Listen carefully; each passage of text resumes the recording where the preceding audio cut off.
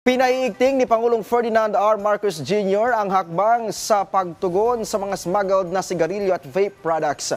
Bagamat kinilala ng Pangulo ang pagsisikap ng BOC at BIR, nais niyang mas magpursige pa ang mga ahensya para tugunan ang naturang problema.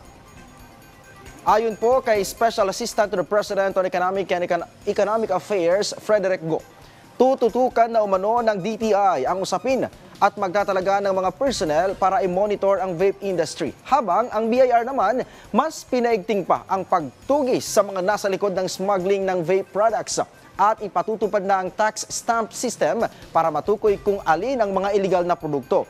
Isinusulong din po ng Private Sector Advisory Council ang pag-amyenda sa Anti-Agri-Smuggling Act of 2016 para mapabilang ang tobacco products. Hinimok pa nito ang DTI na magtakda ng deadline para sa registration ng importers at manufacturers ng vape products. Ganyan din po ang pagpapanatili ng enforcement ng mga batas laban sa mga smuggler.